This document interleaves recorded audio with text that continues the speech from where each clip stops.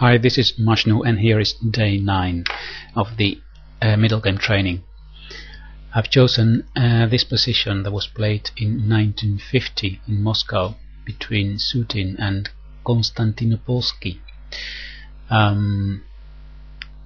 What we see here is a position where it's white to move here. I'll show you the next move, so you can, after that, you can have a look at the position, how to react with black.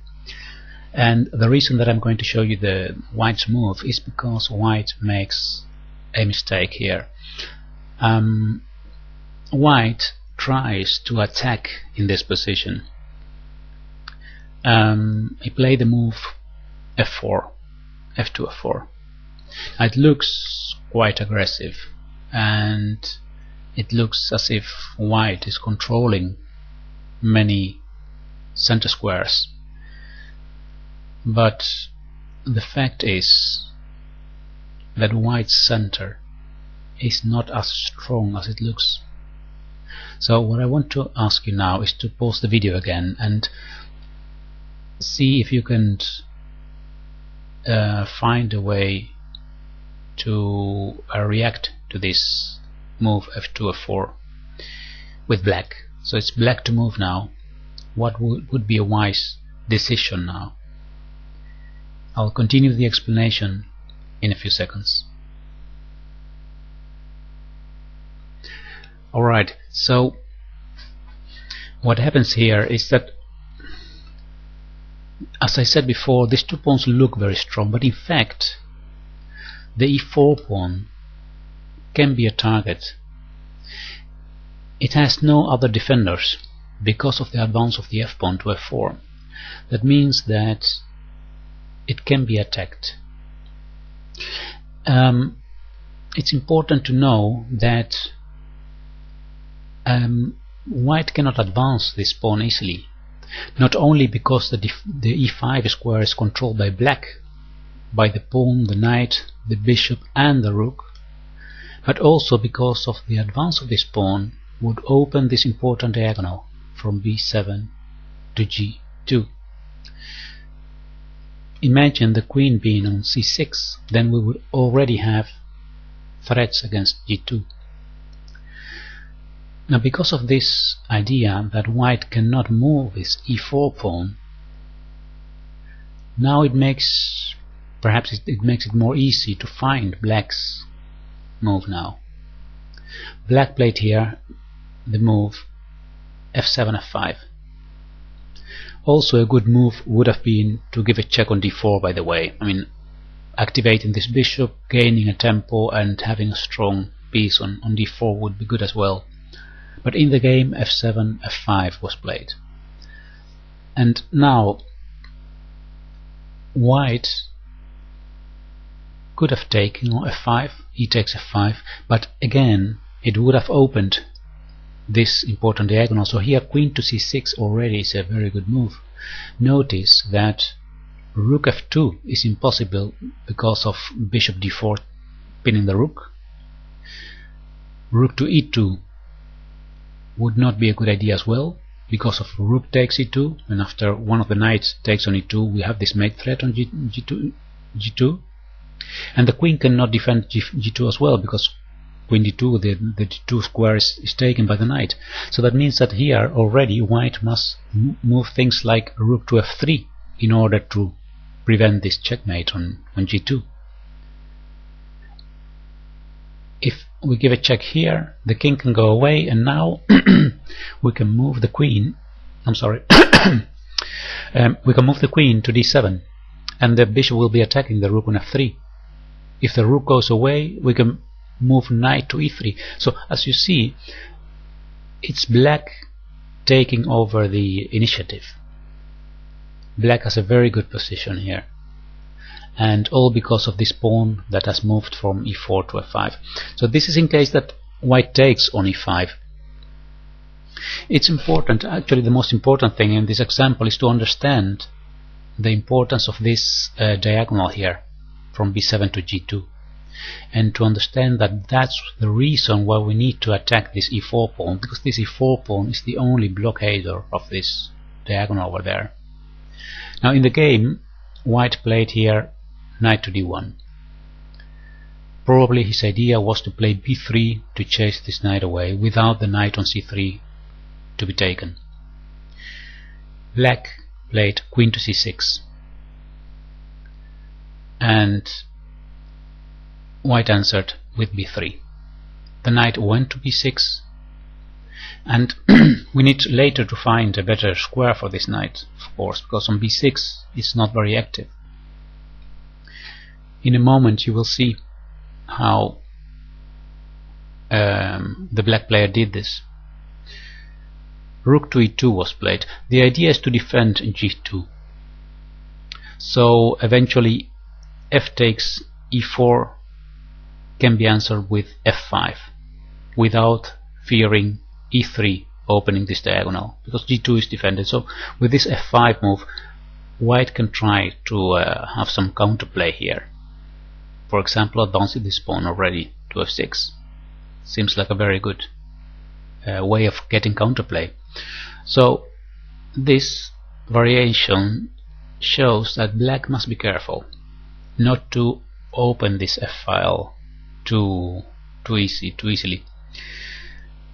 What black did here is to play c4. Now with c4 a new square has been opened in this diagonal, and also eventually c3 can be threatened. Another thing of this c4 move is that it prevents white from playing c4. Oops, sorry. If white would play c4, it would have here a nice outpost for his own knight. So then after c4, knight, for example, to e3 and to d5 could be played. So the move c4 is important to prevent the counterplay of white. c3 was answered in order to prevent black from playing c3. Now c takes b3, a takes b3, and now an important move, knight to d7. You can see here in the arrows the idea of knight to d7. Black is placing his worst piece in a better square. So again, this e4 pawn is the most important part, because black wants to get rid of this e4 pawn. If the e4 pawn moves from there, then we can start having active play against g2. Queen to d2 was played here, and the knight went to f6. So now we see that the pressure against c4 is being increased more and more. So there will come a moment when white will have to make a decision, and that moment comes at this point. Right now white doesn't have any more defensive resources for this e4 pawn, so he has to make a decision here, because defending this pawn once more, for example like this, is not enough, because we can simply take it. There is no possible defense of that pawn. So here white is forced to take on f5. E takes f5 was played. Now black changes the rook, take, and rook to e8, activating the rook, winning a tempo, attacking the queen. Queen to c4 check was played now. So now white is trying to make use of, perhaps we can say, the weakness of this diagonal, but on the other hand we can trade queens here, and that's what black did. Black trades queens, and remember in one of the previous videos I told you that in every middle game we must always think about what would happen in the endgame. The endgame is so important. If you get a better endgame by simplifying a middle game position, you can often win a game. Now here white played queen to c4. The position was already very bad for white, but by simplifying we get this. Well, it's perhaps not still an endgame, not yet an endgame, but we do see that on the queen side the pawn formation of white is horrible. These pawns are very weak, and with black we already have a passed pawn here, so an endgame would be better for black for sure. Now there were not many good alternatives for white here. Well, of course he shouldn't have played queen to c4 check. It's just the wrong decision. It's in fact going into a bad endgame. But where could the queen go? If it goes to f2, then still we have a better play with black. Knight to e4, for example, centralizing the knight. This knight must be taken because you cannot allow it to live there. So queen takes e4, and we see that black is dominating the position.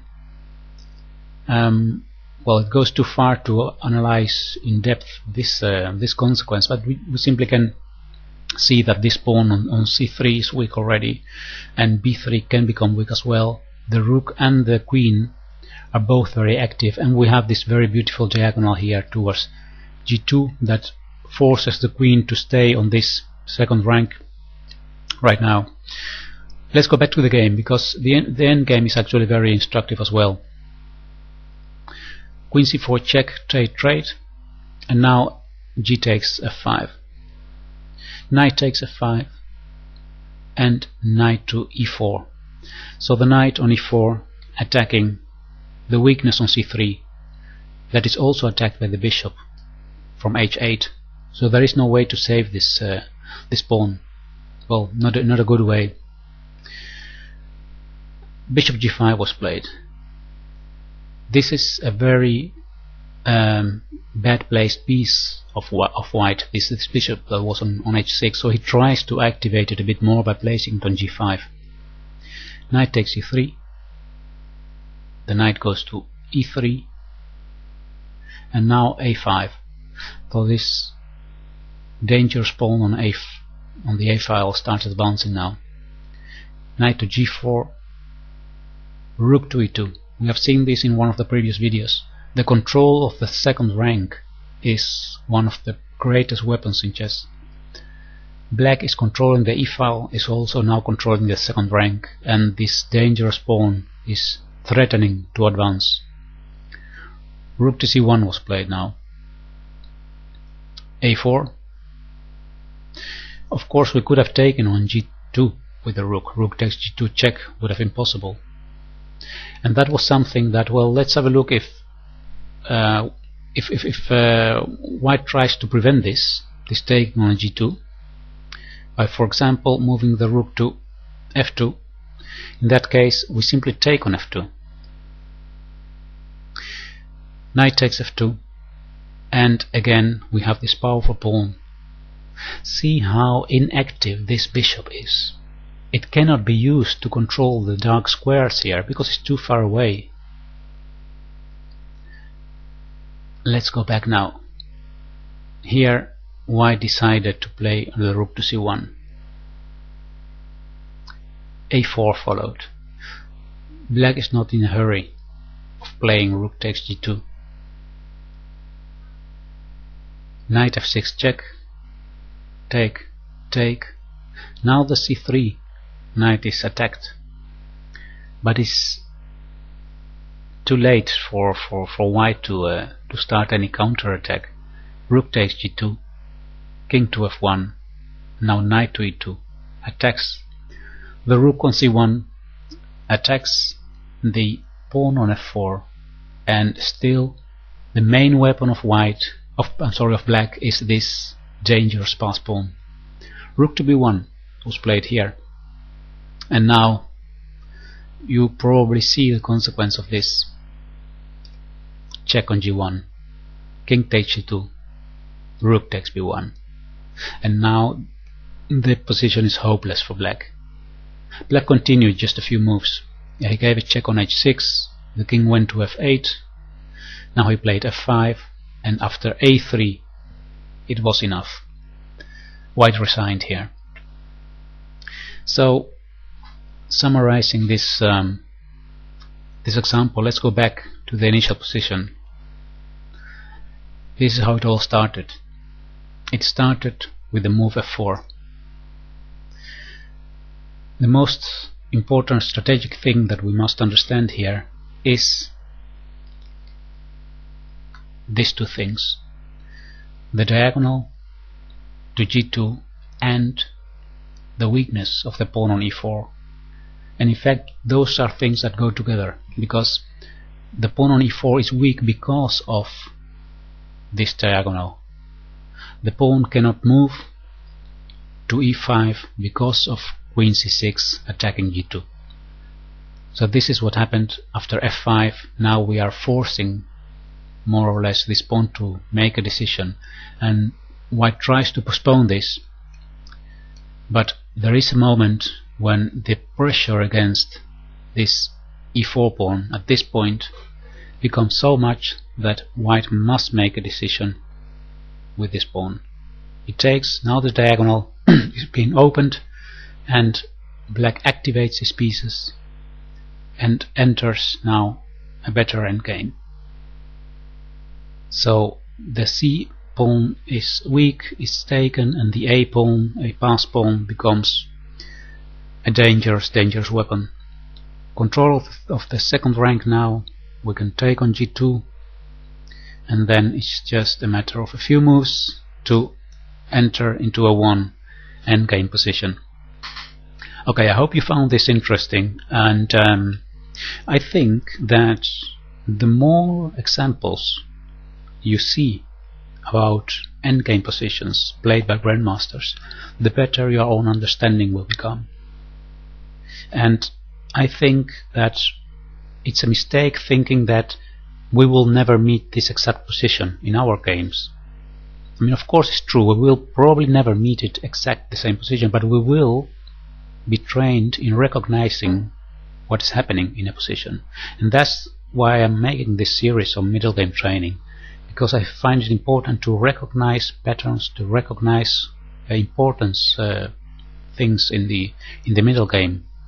And even if the position in your own game is different, sometimes you can recognize the same weaknesses, strengths, attacking possibilities, or how to refute an attack, like here. Okay, I hope you found this an interesting video, and I'll see you next time on day 10. Alright, thank you for watching, and goodbye.